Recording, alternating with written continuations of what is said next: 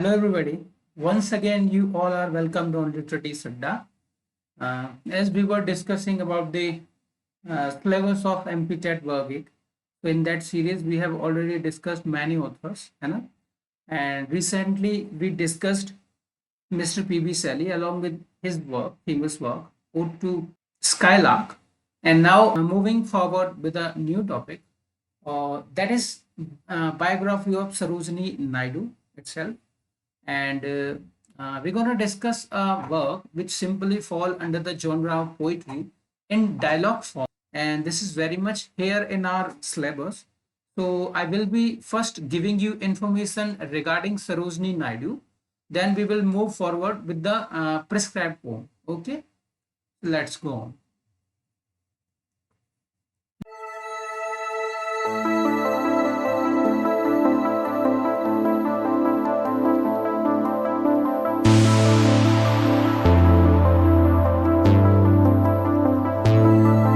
तो आज हम बात करेंगे सरोजनी नायडू की। सरोजनी नायडू कौन थी, क्या प्रोफेशन था, क्यों फेमस हैं, है ना।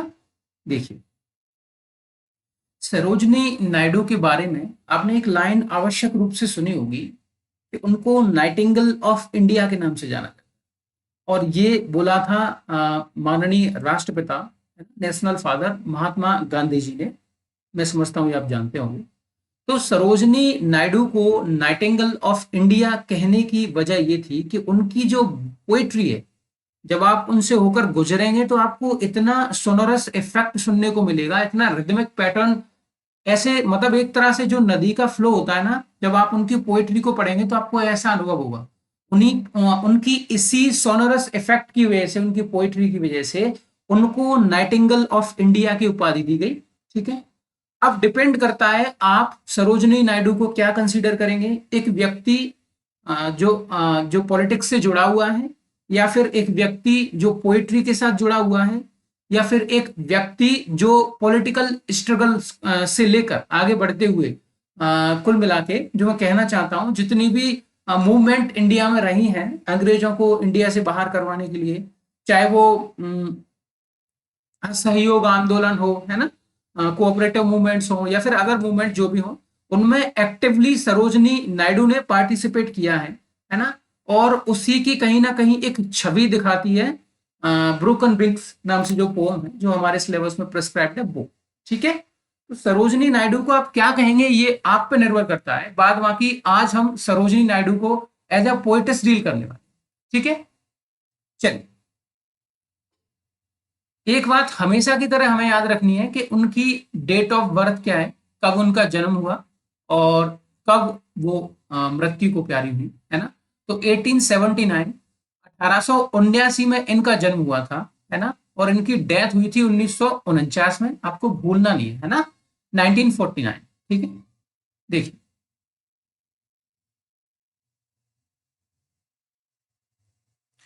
अब इनकी अर्ली लाइफ और एजुकेशन देखिए मैंने चीजों को सीक्वेंस में डाला हुआ है। आपको कुछ भी नहीं करना है, बस एक बार लेक्चर से होकर निकल जाना। ठीक है, सारा कुछ सेट हो जाएगा, कोई जरूरत नहीं है, रटने की भी आवश्यकता नहीं पड़ेगी। ठीक है, इनका जो फुल नेम था वो सरोजनी चट्टोपाध्याय था, है ना। शादी के बाद में ये नायडू हो गई। इनका जन्म हुआ था फरवरी 13 1879 को। कहाँ पे? हैदराबाद में, है ना। हैदराबाद जो रियासत थी निजामों की, वहां इनका जन्म हुआ था 1879 में 13 फरवरी को। ठीक है, इनके फैमिली बैकग्राउंड की यदि बात की जाए तो इनके पिताजी का नाम था अघोर नाथ चट्टोपाध्याय। वे पेशे से एक साइंटिस्ट और एजुकेटर थे। ठीक है, और उन्हीं की कहीं ना कहीं छवि साथ में इनकी माताजी के साथ, बरादा सुंदरी देवी, ये इनकी माताजी थी। ठीक है, ये पेशे से पोएट और सोशल रिफॉर्मर थी। अब सरोजनी नायडू के यदि आप कैरेक्टरिस्टिक्स देखें तो इनकी मां से कई हद तक मिलते हैं। ठीक है, क्योंकि इनकी मां सोशल रिफॉर्मर थी, तो सरोजनी नायडू भी सोशल रिफॉर्मर थी। कैसे? उन्होंने कई वर्क्स में बात करी हुई है, जैसे उदाहरण के तौर पे द बाजार्स ऑफ हैदराबाद, इसमें एक फीमेल के बारे में वो डिस्कस करती हैं कि किस प्रकार से एक महिला है जो सरोजनी नायडू के गेट के बाहर चूड़ियां बेच रही है, और कैसे वो स्वतंत्र और अपने खुद के जीवन का बेड़ा उठाए हुए, है ना। तो कुल मिला के इन्होंने बहुत सारे काम किए वीमेंस के लिए, है ना, उनको शिक्षित करवाने के लिए, साथ ही साथ सफराज के लिए, है ना, ठीक है। जैसे वोटिंग वगैरह होती है ना, जैसे पुराने समय में ये सफराज का बड़ा आप कहेंगे इंटरनेशनली बहुत बड़ा मुद्दा रहा है। एक समय ऐसा था जब सबको वोट डालने का अधिकार नहीं था, है ना, जब सबको वोट डालने का अधिकार नहीं था, तब सीधी सी बात है कुछ लोगों के हाथ में पावर होगी तो वही सत्ता डिसाइड करेंगे और जो भी फैसले लेने हैं वही कुछ लोग करेंगे, है ना। लेकिन जब महिलाओं को यह अधिकार दिलाना था कि महिलाओं को भी पूरा अधिकार है वोट डालने का, तब इस क्षेत्र में कई लोगों ने कार्य किया। इसकी शुरुआत यूके से हुई, फिर अमेरिका में देखा गया, फ्रांस वगैरह, है ना, जापान वगैरह, सारी जगह क्रांति फैल गई। तो वहीं इंडिया में भी ये कहीं ना कहीं क्रांति सक्रिय थी और जिसका कह सकते हैं नेतृत्व कर रही थी सरोजनी नायडू।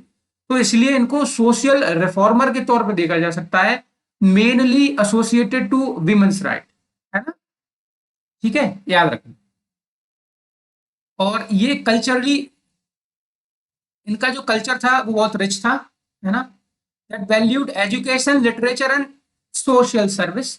और ये इनको अपनी माता से मिला था सरोजिनी नायडू को, है ना, एज बीइंग अ पोएट। उनकी माँ पोएट थी तो वो उन्होंने भी ये पोएट्री कहीं ना कहीं प्रोफेशन चुना। साथ ही साथ में सोशल रिफॉर्मर, अब क्योंकि लिटरेचर का अभिन्न अंग होता है पोएट्री, तो कहीं ना कहीं लिटरेचर भी फॉलो कर जाता है ना। अब इनके एजुकेशन के थोड़ा से देख लीजिए आप।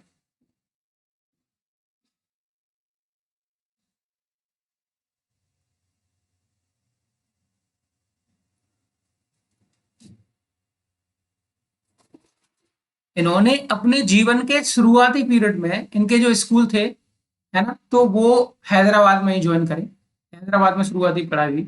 उसके बाद में ये किंग्स कॉलेज लंदन में पढ़ी, ठीक है, और फिर द यूनिवर्सिटी ऑफ कैम्ब्रिज, ये दो इंस्टीट्यूशन रहे हैं जहां से इनकी हायर एजुकेशन हुई है। एक बात याद रखना, सरोजनी नायडू को नाइटिंगेल ऑफ इंडिया ऐसे ही नहीं कह दिया जाता। कभी आप यूट्यूब पर सर्च करना कि recitation of poem by Sarojini Naidu, आप वहां पाएंगे उनकी अंग्रेजी इतनी शानदार थी जितनी कि आज के समय में शशि थरूर की है। देखना आप उनका एक्सेंट, है ना, द वे सी एक्सप्रेसिव, वो देखना आपको समझ आएगा क्यों कहा जाता है। इन्होंने कई भाषाएं सीखी अपने जीवन पर्यंत, है ना, इन्होंने अपने जीवन में कई भाषाओं का अर्जन किया, है ना, जिसमें इंग्लिश, बंगाली, हिंदी, उर्दू, पर्शियन, तेलुगु। एक ऐसा व्यक्ति जिसको बहुत सारी भाषाएं आती हैं उसको पॉलीग्लॉट कहा जाता है, याद रखना, है ना। चलिए, he was a child prodigy composing poetry from a very young age, with her first published poem appearing when she was just 12 years old। तो बहुत ही कम उम्र में इन्होंने पोएट्री लिख दी थी, तकरीबन 12 साल की अवस्था में। और इस पोएट्री को कहीं ना कहीं जो हैदराबाद के निजाम थे उनके सामने पेश किया गया, और जिसको देख करके वो बहुत इंप्रेस हुए, है ना, क्योंकि जो सरोजनी नायडू के पिताजी साहब थे उनका कहीं ना कहीं ओकेजनल विजिट्स होती रहती थी निजामों के, है ना। तो इस करके कुछ इस प्रकार से सरोजनी नायडू की जो जो पोएट्री थी ना, जो पोम थी ना, वो पेश हुई हैदराबाद के निजाम के सामने। और उसके बाद में हैदराबाद के निजाम ने नायडू को सपोर्ट किया बाहरी एजुकेशन के लिए, आउट ऑफ इंडिया के लिए, है ना। कह सकते हैं एक तरह से एज अ पैटर्न काम किया उन्होंने निजाम ने, है ना। अब यदि आप इनके लिटरेरी करियर की बात की जाए, है ना, Sarojini Naidu was known as the nightingale of India. I have already told you this. This remark was given by national father Mahatma Gandhi ji due to her melodious poetry and lyrical style that I have told you.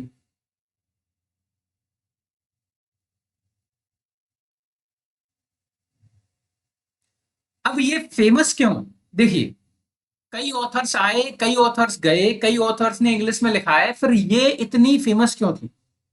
Suppose आपने adapt किया English language को, ठीक है, आप skilled हो गए English language में, उसके बाद में आपने लिटरेचर लिखना शुरू किया किस भाषा में, एक फॉरेन लैंग्वेज में। इंग्लिश आपकी लैंग्वेज नहीं है, आपकी लैंग्वेज हिंदी हो सकती है, राजस्थानी हो सकती है ना, लैंग्वेज क्या डायलेक्ट बोल लीजिए, अलग अलग कई भाषाएं हैं, कई डायलेक्ट हैं, आपका कुछ भी हो सकता है अदर देन इंग्लिश, है ना, other than English.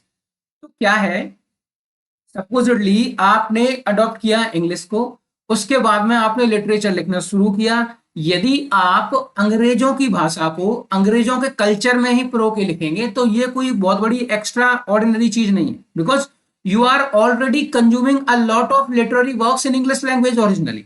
What I mean to say is that when you are creating some sort of literary work by the influence of your own culture and meanings, then it will be a astounding work for your own people. जो मैं कहना चाहता हूं वो ये कि जब आप कोई लिटरेरी वर्क लिखने बैठेंगे, जब आप उसमें कंपाइलेशन करेंगे आपकी अपने कल्चर का, आपकी अपनी संस्कृति का, है ना, आपकी अपनी माइथोलॉजीज का, है ना, आपकी अपनी हिस्ट्रीज का, तो ऐसे वर्क का आपकी अपनी कंट्री में आपके लोगों के बीच में वैलिडेशन बढ़ जाता है। मेरा कहने का तात्पर्य ये है, तो यही करने का कार्य किया सरोजनी नायडू ने, इसलिए आज के समय में ये अदर पोएटिस की तुलना में फेमस भी हैं, है ना, जिनमें कमला दास भी आती है। ठीक है, देखिए, her poetry combined romantic themes, hold on, her poetry combined romantic themes, है ना, और यदि इसमें बात की जाए तो रोमांटिक थीम में एक फेमस वर्क है इनका,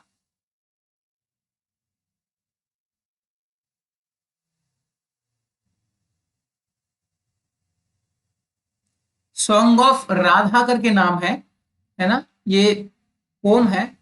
इसमें कहीं ना कहीं कह सकते हैं माता राधा की बात करी गई है ना।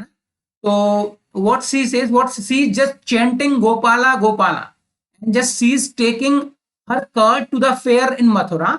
मैं जो कहना चाहता हूं, मथुरा में कोई विशेष प्रकार का मेला लगा हुआ है और उस मेले में मक्खन बेचने के लिए जो है राधा जा रही हैं, और वो कई बार नेचर की ब्यूटी को, स्प्रिंग को देख के, नदी है, हवा चल रही है मध्यम मध्यम, है ना, तो उन सारी चीजों को देख के मंत्रमुग्ध हो जा रही है, मैस्मराइज्ड हो जा रही है ना। तो आप यहां पाएंगे कि ये किस प्रकार से हमारे कल्चर और रिलीजन से जुड़ी हुई हैं, है ना, तो यही तो उनको यूनिक बनाता है, और क्या है ना। अब ये सॉन्ग ऑफ राधा हुआ, इसमें इसमें रोमांटिसिज्म दिखाया है भगवान श्री कृष्ण की तरफ राधा का, है ना, इसमें गोविंदा गोविंदा ऐसी लाइंस रिसाइटेशन देती है ना। कुल मिला के ये रोमांटिक थीम के साथ लिखी गई है। अब यदि इंडियन कल्चर में और देखा जाए, इंडियन कल्चर में यदि और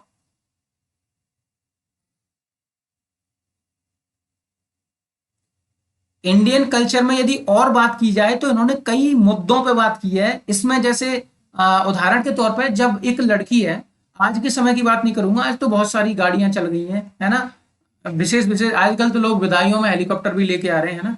तो पुराने समय में क्या हुआ करता था, एक डोली बोलते थे, है ना, पालकी बोलते थे, पालकी, जिसमें शादी होने के बाद में जो नव विवाहित, जो न्यू मैरिज गर्ल्स हुआ करती थी, तो उनको पालकी में ले जाया जाता था, तो है ना। तो वहीं इसी से इन्फ्लुएंस होकर सरोजनी नायडू ने एक और फेमस वर्क लिखा जिसको पैलेक्विन वियरर्स के नाम से जाना जाता है ना, मतलब पालकी उठाने वाले। और इसमें किस प्रकार से यदि आप पढ़ते हैं तो आप पाएंगे किस प्रकार का उन्होंने प्रोजेक्शन किया है कल्चर का, कि एक लड़की है जिसका कह सकते हैं जो पालकी में बैठ के जा रही है, कुछ लोग उसको उठा के ले जा रहे हैं, बिल्कुल हल्की है, वजन नहीं है ना, हल्की हल्की हवा चल रही है, और उसका कमल के साथ, कमल होता है ना, कमल का फूल, है ना, फूल के साथ कंपैरिजन किया जाता है ना, डेली लाइफ। कुल मिला के हमारे कल्चर की जो मेन सोल है ना, जो हमारी आत्मा है ना कल्चर की, उसको प्रोजेक्ट करने का पूरा प्रयास किया है सरोजनी नायडू ने। तो उसका बेस्ट एग्जांपल ये पैलेक्विन वियरर्स हो सकता है ना। और साथ ही साथ में इन्होंने नेचर को भी सेलिब्रेट किया है। नेचर का इन दोनों में आपको रेफरेंस मिल जाएगा, किस प्रकार से स्प्रिंग की सराहना करती है ना, कैसे नदी मध्यम मध्यम बह रही है, हवा चल रही है, तो कहीं ना कहीं नेचर का भी इन्होंने अप्रेजल किया है ना। अब यदि इनकी पोएट्री में पेट्रियोटिज्म की बात की जाए तो द बर्ड ऑफ टाइम हुआ, ये भी पेट्रियोटिज्म के ऊपर लिखा हुआ है ना। और साथ ही साथ ब्रोकन विंग फेमस वर्क है, हालांकि इसको डायलॉग फॉर्म में लिखा गया है, तो ये पेट्रियोटिज्म से ओतप्रोत है। इसमें कहीं ना कहीं ऑथर कहने का प्रयास करती हैं कि वही आपने एक लाइन सुनी होगी कि उठो जागो तब तक मत रुको, तब तक अपने लक्ष्य को प्राप्त न कर लो। कुछ इसी प्रकार की आइडियोलॉजी से प्रभावित इनकी ये पोइट्री है। इसमें ये कहा गया है कि भारत माता जो वर्षों से सो रही हैं वो अब उठ गई हैं, उन्होंने अपने ऐसे ऐसे मतलब लटों को खोल दिया है और अब वो एक बार फिर से रेडी है ना। कुल मिला के इसको लिखने का कारण ये भी था, इस पोम को, ब्रोकन विंग को, कि कहीं ना कहीं नायडू जी बहुत ज्यादा एंथुजियास्टिक नहीं थी। जो मूवमेंट्स चल रही थी इंडिया में अंग्रेजों को यहाँ से निकालने के लिए, तो कई कई कई मूवमेंट रही है ना, तो उनमें क्या है, इनका जो मोरल था वो डल हो गया था, लो हो गया था। तो गोपाल कृष्ण गोखले, जिनको कि कई बार महात्मा गांधी जी का गुरु कह दिया जाता है, तो वो इनको कहीं समझाने का प्रयास करते हैं। तो उसी के रिस्पॉन्स में ये पोम लिखी हुई है, द ब्रोकन वे, है ना, आपको याद रखना है। इंडियन लाइफ भी बताती हैं, कई हैं, जैसे उदाहरण के तौर पे मान लीजिए आप कोरोमंडल फिशर ले लीजिए, इंडियन लाइफ, है ना। इसमें कैसे कोरोमंडल तट पे जो मछुआरे होते हैं, जो मछलियों को पकड़ते हैं, है ना, जो उनका डेली रूटीन है, उससे उनकी याचिका, ये कह सकते हैं जीवनी चल रही है ना। तो कुछ इस प्रकार से, है ना, जैसे द बाजार्स ऑफ हैदराबाद, उसमें भी एक डिपिक्शन दिया गया है पूरा इंडियन लाइफ का। तो कुल मिला के इनकी पोएट्री पूरे इंडियन कल्चर को समेटे हुए है, इसलिए ये बहुत फेमस है ना। अब इनके जो जरूरी वर्क्स हैं, जो इंपॉर्टेंट वर्क हैं, वो ये हैं, आपको याद रखना है। गोल्डन थ्रेशोल्ड 1905, आपसे पूछ लेगा, 101% चांस बनेगा कि आपसे वो ये पूछे, है ना। कलेक्शन ऑफ पोम है और ये सबसे पहले पब्लिश हुआ 1905 में। उसके बाद में in the bazaars of Hyderabad 1912, है ना, ये कहीं ना कहीं इंडियन लाइफ और कल्चर को डिपेक्ट करती है। उसके बाद में द वर्ड ऑफ टाइम 1912, है ना, इसमें फ्रीडम और लव और ह्यूमैनिटी से संबंधित पोम्स हैं, है ना। ये तीन जरूरी हैं। अब इसमें आगे चल रहा हूं, जो भी इनके छोटे मोटे वर्क्स हैं उनको भी इंक्लूड कर दिया है पूरी लिस्ट में, तो आप उस पर एक बार नजर मार लीजिए। ये तीन जरूरी हैं, इंपॉर्टेंट है ना।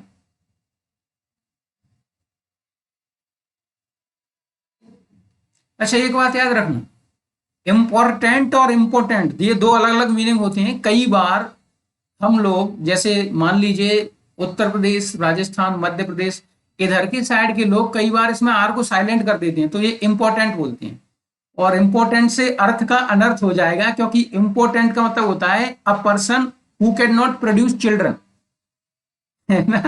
तो अर्थ का अनर्थ हो जाता है कई बार, तो इस बात का विशेष ध्यान रखना है। चलिए,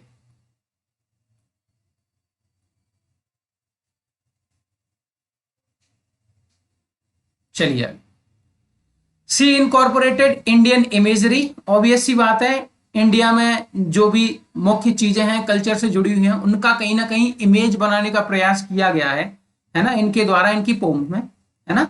और फोकलोर, फोकलोर होता है अपनी कई कहानियां, जैसे फोकलोर होता है, जैसे लोग बाग जो कई बार आपने किस्से कहानियां सुनी होंगी, है ना, दंत कथाएं मान लीजिए, मतलब जो अपने मुंह से कोई भी कहानियां चलती आ रही हैं या लोग आपस में बोलते हैं।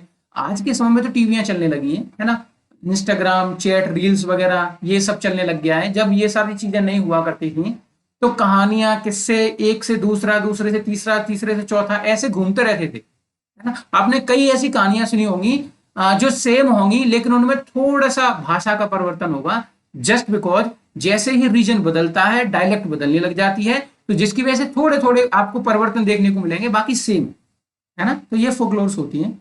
उसके बाद में लोकल कस्टम्स, जो उदाहरण के तौर पर जो मैंने आपको पहले बियरर्स का एग्जांपल दिया था, ऊपर जो पोम है ना, तो ये लोकल कस्टम है ना, कि कैसे लड़कियों को विदाई की जाती थी पालकी में, है ना। इन सबको इंग्लिश पोएट्री में उतार दिया उन्होंने, making her a bridge between Indian traditions and western literary forms, है ना। और इनकी जो पोएट्री है ना, इनकी जो स्टाइल है, राइटिंग स्टाइल, वो एक पुल की भांति काम करती है, किसके बीच में, इंडियन ट्रेडिशन और वेस्टर्न लिटरेरी फॉर्म्स, है ना। ठीक है, इन दोनों के बीच में ये ब्रिज का काम करती है ना। और इनकी ये फेमस पोम है, याद रखना, the lady of the lake. जो भी जरूरी मुझे लगा है मैंने उसको इंक्लूड किया है, आप ध्यान रखना, एक बार होके निकलो यहाँ से पढ़ के अच्छे से, तो दिक्कत आएगी नहीं, ऑप्शन बन जाएगा देख के, है ना। 13 साल की उम्र में लिख दिया था इन्होंने, और ये तकरीबन 1300 लाइन में लिखी गई है, ठीक है। ये मैंने आपको ऑलरेडी आगे बता दिया है कि ये जरूरी है, पर ये देख लीजिए मैंने इसको यहाँ इसलिए भी इंक्लूड कर दिया है, कई बार पूछ लिया जाता है ये वर्क किसको डिवोटेड है, मतलब किसके लिए इसको लिखा गया। देख, गोल्डन थ्रेशोल्ड 1905, 1905 आपको पता है, इसमें 40 पोम है, याद रखना है, और ये डेडिकेटेड थी एडमंड गूज को, है ना, याद रखना।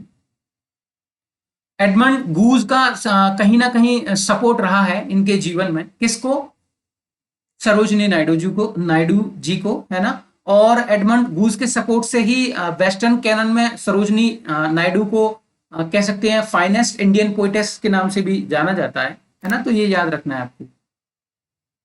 और ये पूरा टाइटल है 1915-20, इसमें थोड़ा सा कंफ्यूजन है, डेट कहीं ना कहीं थोड़ी सी फ्लक्चुएट कर रही है, देखना। द वर्ड ऑफ टाइम के नाम से है ना, पूरा टाइटल देख लीजिए।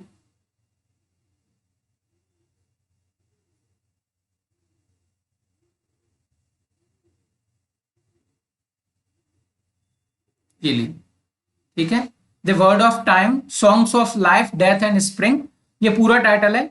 इसमें टोटल 46 पोम्स हैं, 46 पोम है, और इसका टाइटल लिया गया है ओमार खय्यम से, है ना। ये एक कह सकते हैं पोएट है ना, मतलब फारसी मान लीजिए, है ना, फारसी पोएट है ये, फेमस है एक्चुअली। और इनसे रेफरेंस लिया है किसने, मैंने आपको पिछली क्लास में बताया था इनके बारे में, शायद आगे बताऊंगा, रॉबर्ट फ्रॉस्ट ने, है ना।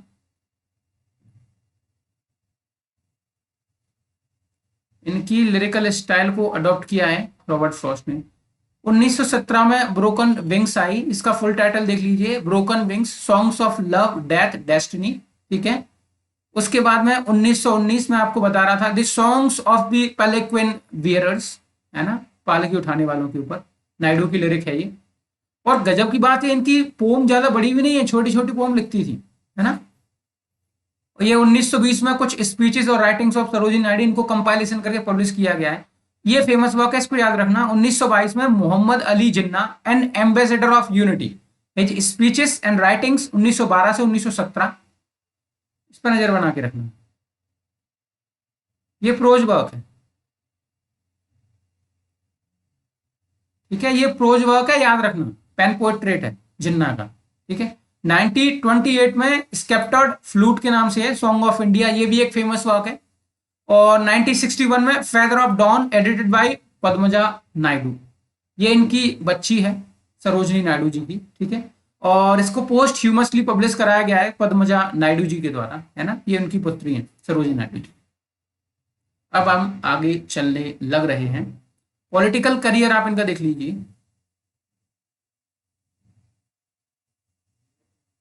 देखिए, Sarojini Naidu was not only a poet but also a prominent political leader and freedom fighter, ठीक है।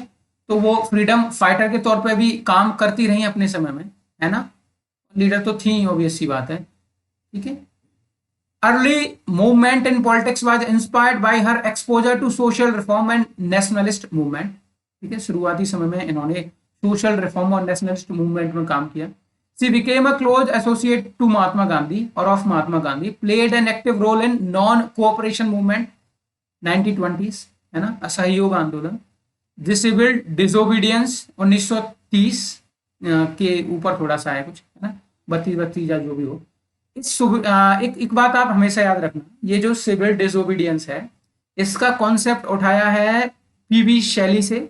पीबी शैली से कहीं ना कहीं इन्फ्लुएंस्ड हुए हेनरी डेविड थॉरियू, है ना, और इन दोनों से इन्फ्लुएंस्ड हुए महात्मा गांधी जी भी, है ना।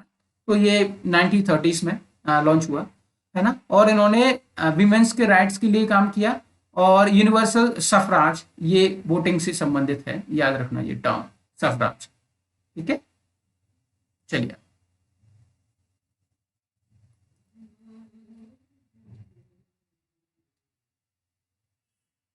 She was the first Indian woman to preside over the Indian National Congress 1925.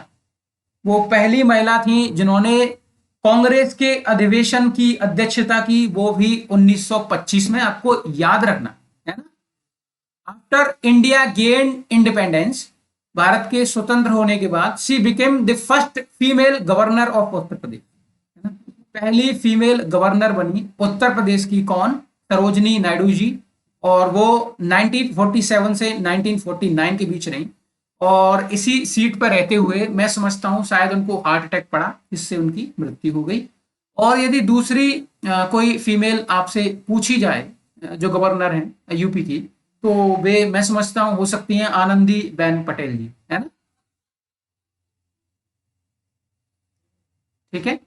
Social reform and women's right, अब इसकी बात करने लगे। देखो, advocated women's education and empowerment, emphasizing the importance of active participation of women in politics and society। ठीक है, ये तो नॉर्मल सी बात है, मैं समझता हूँ आप समझ गए होंगे। Worked tirelessly to uplift marginalized communities, promote social justice, fight against social evils like child marriage and caste discrimination, है ना। इन्होंने इन चीजों पर काम किया, एक तो कास्ट डिस्क्रिमिनेशन पर काम किया, है ना, साथ ही साथ चाइल्ड मैरिज पे इन्होंने कहीं ना कहीं रोक लगाने का भी प्रयास किया। ठीक है। अब इनके अवार्ड और रिकॉग्निशन में देख लीजिए क्या है। Sarojini Naidu received international recognition for both her poetry and social work. ठीक है। She celebrated as the symbol of India's cultural and intellectual renaissance, inspiring generation of poets and writers and activists, है ना। तो कह सकते हैं सरोजनी नायडू जी से इन्फ्लुएंस्ड होके कई लोग कहीं ना कहीं लिटरेचर में उतरे हैं, इंग्लिश लिटरेचर में। तो इनको जलती हुई ज्वाला मानी है इंग्लिश लिटरेचर की, है ना, जिससे कई और जो ऑथर्स हैं वो झुलस गए, मतलब इन्फ्लुएंस्ड हो गए, है ना। अब इनका डेथ का आप देख लीजिए, 2 मार्च 1949 को लखनऊ में इनकी डेथ हो गई थी, जैसा कि मैंने आपको अभी थोड़ी देर पहले बताया था। ठीक है, 1949 लखनऊ इंडिया। लेगेसी में देख लीजिए, poetry that blends patriotism, romanticism and Indian imagery. ठीक है। Pioneering contributions to Indian nationalism and women's empowerment, ये मैंने आपको पहले बता दिया। Recognition as the nightingale of India for a lyrical and musical poetry,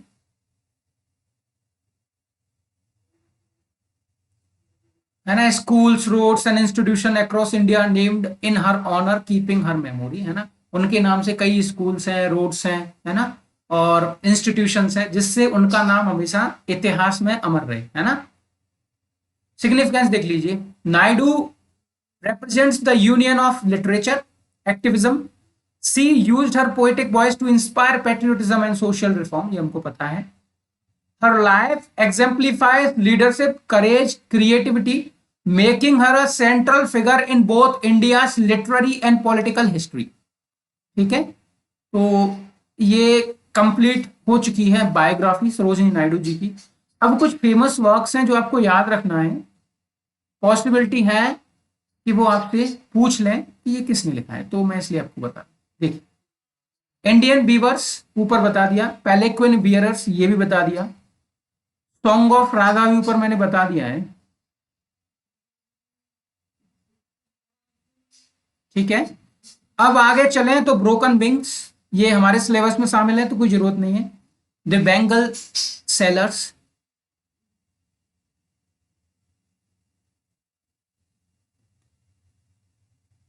ठीक है। उसके बाद में द क्वींस राइवल,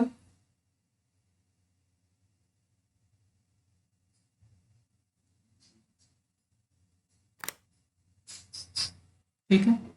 देखिए किस प्रकार की पोइट्री इन्होंने लिखी है। ये जो क्वींस राइवल के नाम से जो पोइट्री है ना, ये एक मतलब वेस्टर्न लैंड की एक कहानी है, किंग फ्रोज और क्वीन गुलनार की, है ना। तो इसमें क्या होता है, जो रानी है ना गुलनार, वो कहती है कहीं ना कहीं, O king Feroz give me a rival, she was as beauteous as the I should say Helen of Troy, है ना। कुल मिला के वो इतनी सुंदर है कि इतनी कोई दूसरी उनको कॉम्पिटिटर नहीं मिल रही, तो वो अपने हस्बैंड से बोल रही है कि king Feroz give me a rival, where is my rival, है ना। कुल मिला के तो किंग फिरोज कहीं से दूर दूर से सुंदरियां बुलाता है कि मेरी क्वीन से ज्यादा सुंदर हो, तो वो भी compete नहीं कर पाती हैं, तो उससे वो अनसेटिस्फाई हो जाती है ना। अंत में उनकी बच्ची जब बड़ी हो जाती है तो वो अपनी बच्ची को देख के कहती हैं कि O king Feroz today I got my rival, है ना। तो इस प्रकार की पोएट्री इन्होंने लिखी है, तो इसलिए इस पोम का नाम है द क्वींस राइवल, है ना। वांडरिंग सिंगर्स के नाम से ये भी एक पोम है इनकी,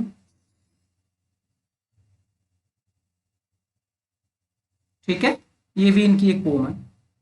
इसमें कहीं ना कहीं फ्रीडम की बात की गई है, किस प्रकार से जो लोग धार्मिक चीजों से जुड़े हुए हैं, जैसे उदाहरण के तौर पर हमने एक शब्द सुना हुआ हिंदी में, फेरी, प्रभात फेरी जो होती है ना, जिसमें सुबह सुबह लोग भजन करते हुए निकल जाते हैं। तो कुछ इसी प्रकार की थीम पे इसको लिखा गया है, वॉन्डरिंग सिंगर्स को, है ना, कैसे मतलब ईश्वर के बारे में या फिर जो भी मेन इनकी थीम्स है उनके बारे में लोगों को दूर दूर जाकर बताते हैं, कैसे ये इंडिपेंडेंट बिहेवियर रखते हैं, है ना कहीं इंडिपेंडेंस से जोड़ा गया है, ह्यूमन के इंडिपेंडेंस से, that people are free to do whatever they wanted to do, है ना, इस प्रकार से।